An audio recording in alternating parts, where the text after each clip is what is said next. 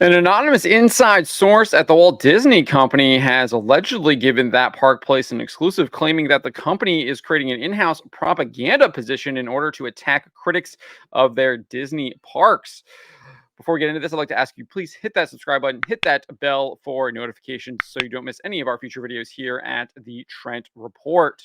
With that out of the way, let's get into this here. Roll this up over at thatparkplace.com. Headline reads Rumor: the Walt Disney Company creating in house propaganda position to attack critics of Disney park attractions like Tiana's Bayou Adventure.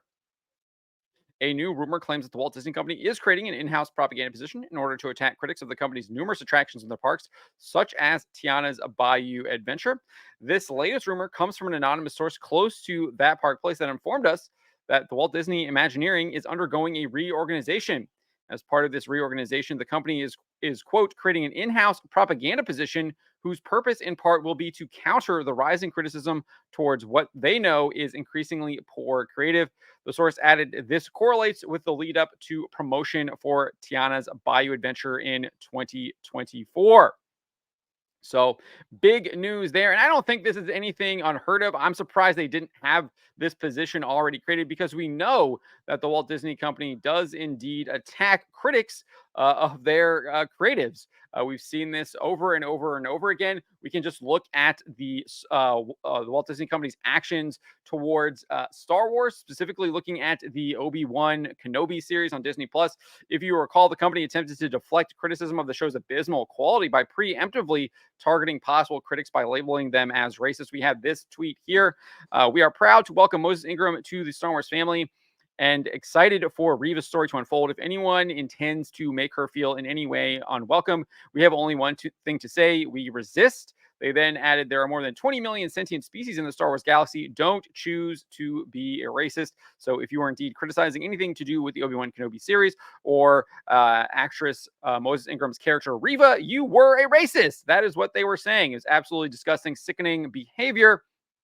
And the show's ratings didn't turn out well for them with the show's ratings. Their little gambit here by calling people racist to try and deflect from the show's criticism did not turn out. People still saw the absolute atrocious state of that show and rejected it. They also rolled out Ewan McGregor.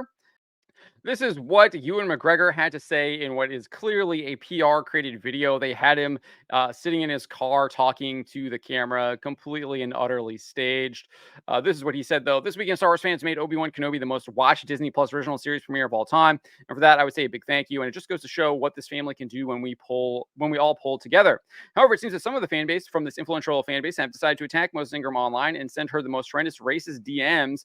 And I heard some of them this morning, and it broke my heart. Moses is a brilliant actor. She's a brilliant woman, and she's absolutely amazing in this series. She brings so much to the series. She brings so much to this franchise, and it just sickened me to my stomach to hear that this had been happening. I just want to say, as the leading actor in the series, as the executive producer on the series, that we stand with Moses. We love Moses, and if you're sending her bullying messages, you're no Star Wars fan in my mind. There's no place for racism in this world, and I totally stand with Moses, obviously accusing fans of being critical of Moses Ingram and the Obi-Wan Kenobi show of racism.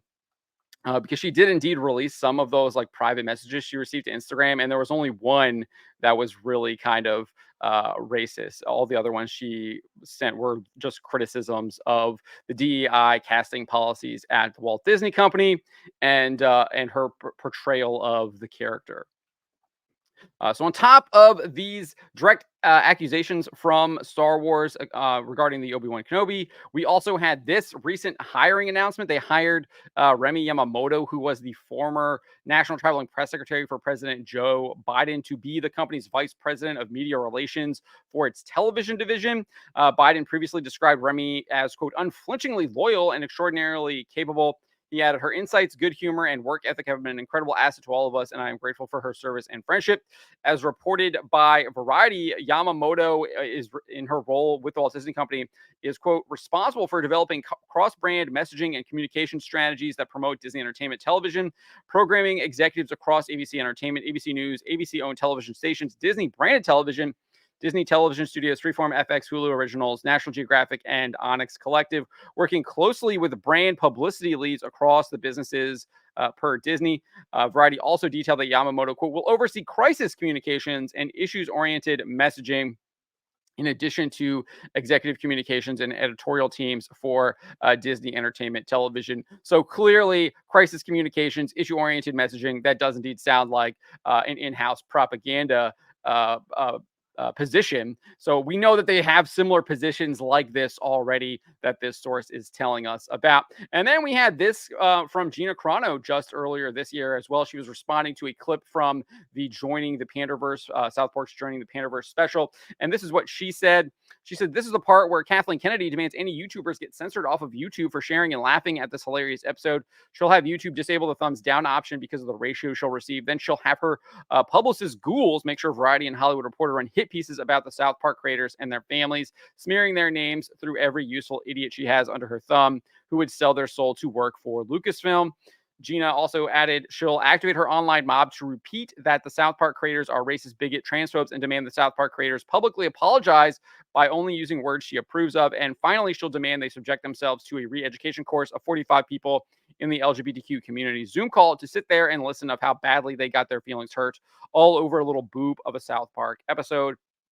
And then she added, but maybe, just maybe, the jig is up. So clearly, Gina Carano documenting what Lucasfilm under Kathleen Kennedy was doing and how far they were willing to go to smear people that are critics of the show, of her decisions, of pretty much how she has run Star Wars. And I think we can probably assume that this type of behavior is not uncommon to Lucasfilm. It probably happens across all of the Disney-owned properties. We've seen Pixar executives lashing out at fans as well, especially after the Lightyear failure.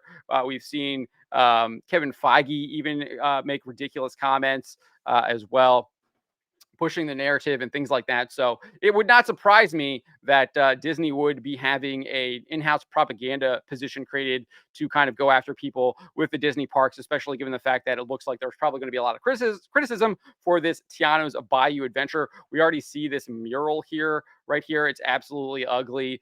So they're already probably gearing up for this. I think the shocking part of this is the fact that they didn't have one already. Maybe they do, and they're just kind of making it more official. And maybe that's what this rumor is really about. But this is typical operating procedure for the Walt Disney Company, and it really doesn't surprise me. And it just shows that everything Bob Iger says is a complete and utter lie, and the actions that the company takes are completely contradictory to everything he's talking about when he says quiet the noise. He's not changing. The company isn't actually changing, though. He's just saying a bunch of things, hoping you believe him, when indeed they're still doing the same things and even gearing up even higher and pushing it into a higher gear than what we had previously seen. So those are kind of my thoughts on this rumor. Let me know what you guys think.